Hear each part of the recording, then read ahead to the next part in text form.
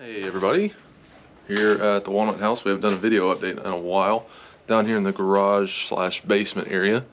And as you can see behind me, there's some white plastic sheathing on the walls.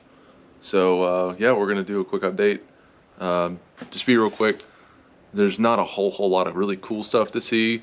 It's been a lot of I had to get a letter from the engineer for making sure all the framing was good, and then they were able to start doing the framing downstairs because we have had our water mitigation done with the company ground up, where now the water in the basement is not going to affect anything, walls, studs, stuff like that. It's all going to drain out via some pumps and some tubing and stuff like that. So I'm going to show you guys that today and give you an update on what's to come. All right, so let's start with the basement. Immediately you can tell there's a lot of framework and cabling and stuff like that going on here, but let's start with what we had done with what we keep calling the water mitigation, which is basically where the walls, there was a lot of hydrostatic pressure on the outside that was pushing water through the concrete and breaking through the mortar and just flooding the basement every time it rained. We no longer have that problem. So what we've done, or what they did, is they came in and they took about a foot of concrete out all the way around the perimeter of the basement, from that corner all the way to where I'm standing to this corner. And they put in a sock piping with corrugated sock piping that goes all the way around, and it's at a slope all the way around, very minute slope.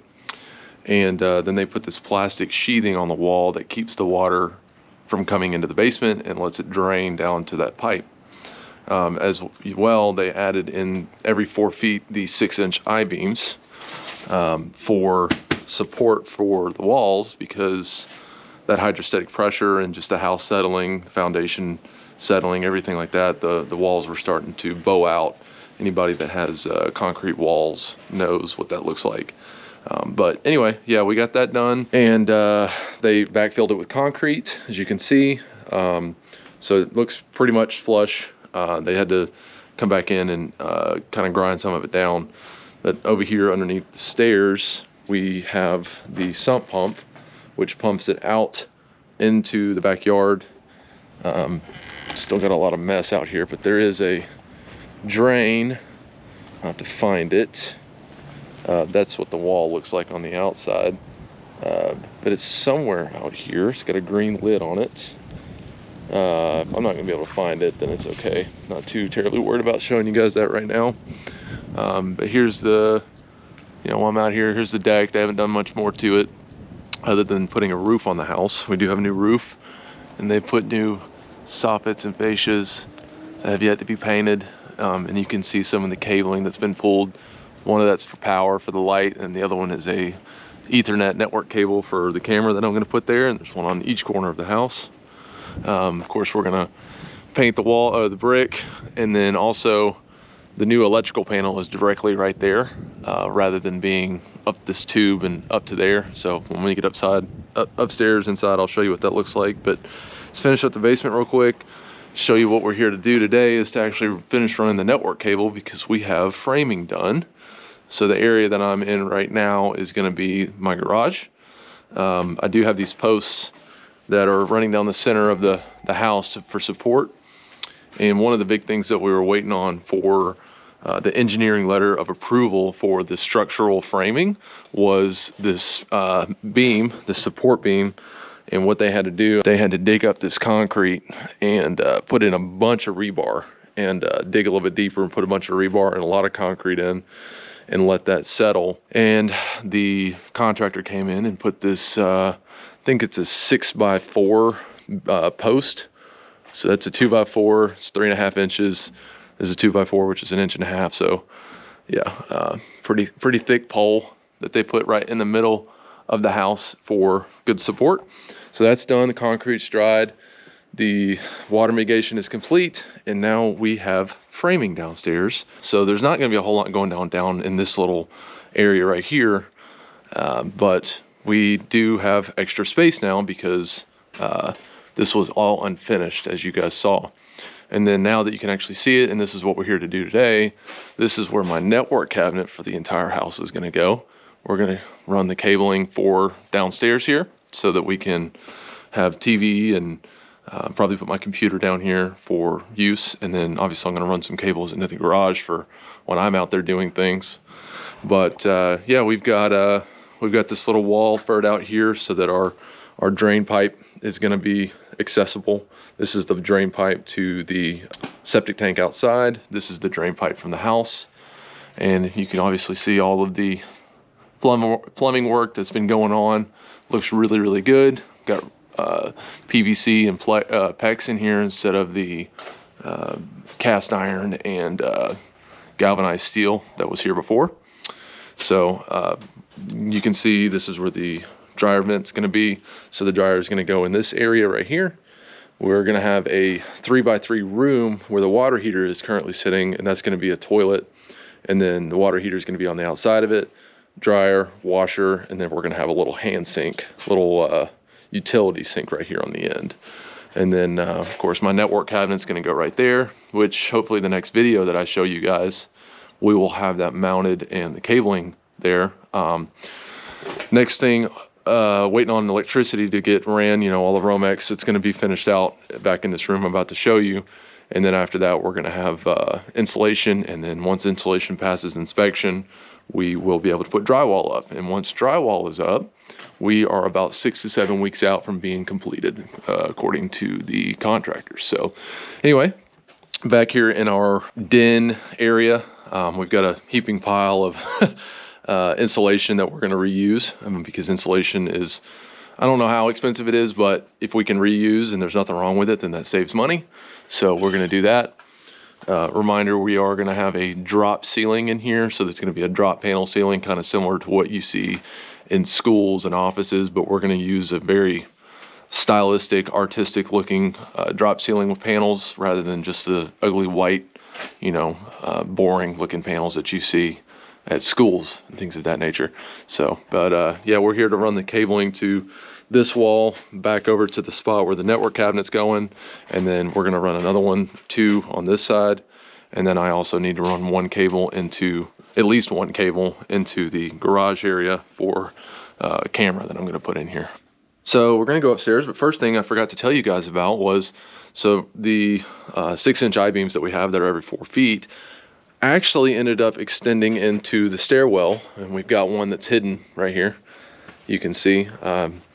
Problem with that was that it's got to be 36 inches between the stairs for codes, and because of that 6-inch I-beam, it was going to be 30 inches. So what we had to do was take all the stairs out and physically move everything over 6 inches. So this entire wall, all of the framework that's up here that's supporting this area, it's actually kind of opened it up a little bit more, and I really like it. The stairwell is going to be less narrow because of it, and this is going to be a flush wall that goes all the way up from right here all the way up into the upstairs area. So let's go ahead and go up the stairs, and the first thing you're going to see is that our electrical panel is now here at the top of the stairs rather than directly to the left of it.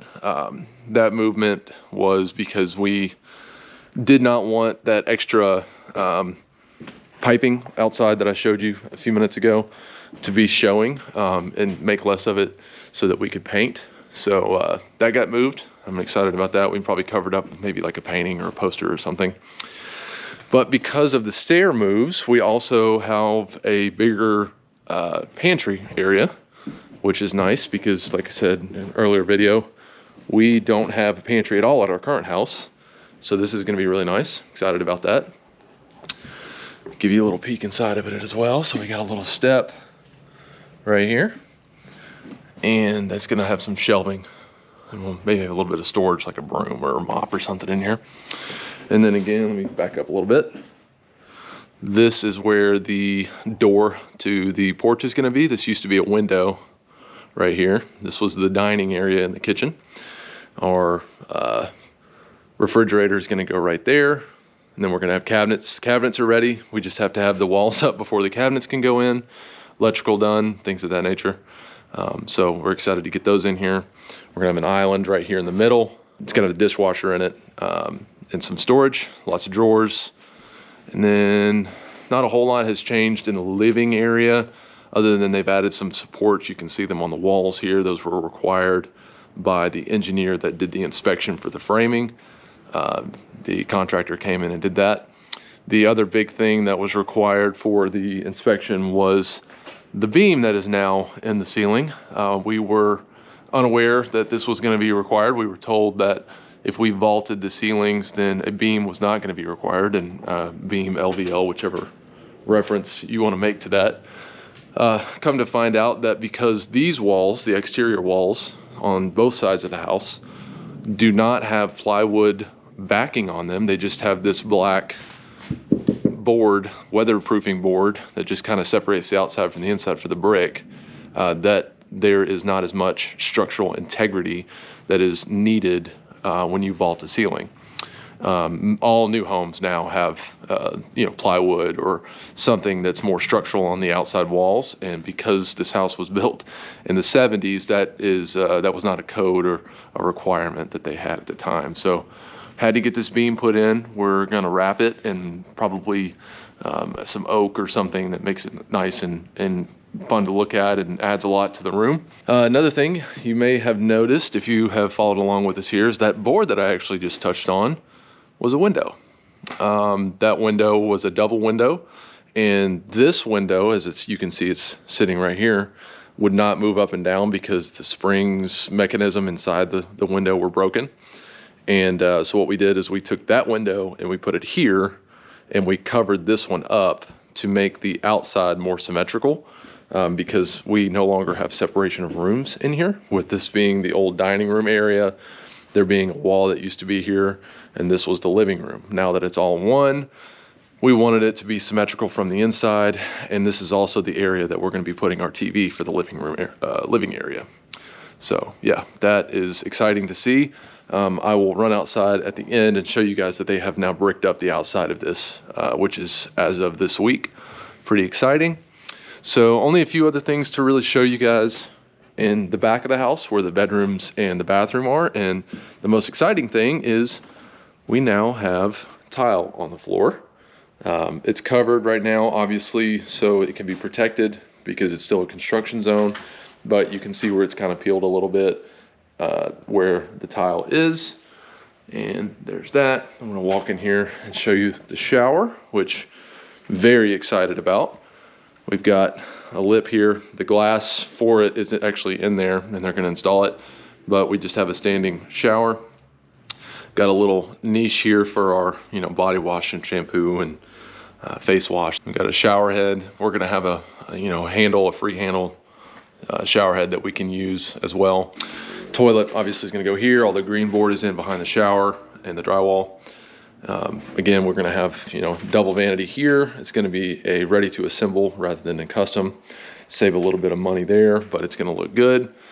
Pocket doors from here to here, and pocket door from here to here. Save a little bit of space on doorway entry. And then of course we have the bedroom, and we've got our network cable that runs up that wall, and we have a network cable that runs up that corner as well to go to the outside for the cameras that I'm gonna put on the outside. But other than that, those are kind of some of the big things that have happened. We've had to spend a lot of time waiting for approval on the framework and the engineering letter and stuff of that nature that just kind of held us up, along with the basement. And now we are seemingly hitting the ground running again. There's our toilet. Have a little bit extra tile in here, but that's okay because we paid $1 a square foot, I think, in Knoxville when we went to Floor and Decor or something like that. It was on sale. So, but anyway, we're here to do some network cable runs downstairs. Here, I'll run outside real quick and show you guys what that brick window looks like now. Go out in the yard and I'll show you guys what that looks like. There we go. So this used to be a window right here, and they have now bricked that over with just some brick that they had. We are going to be painting the brick, so it doesn't matter what color it really is, but it looks really good and I'm really excited about it. Yeah, so there's an update for you guys, and hopefully here, maybe in the next 2-3 weeks after the new year, we'll have another good update. Once we see some more progress, excited about it. We're hoping to be in 6 weeks after drywall goes up is when they should be finishing up. We'll have some finishing touches to do ourselves that we told them we would do to try to save some on the budget. But we're thinking hopefully middle of February, end of February, we'll be moving in. So be on the lookout for some more updates there. Thanks, guys.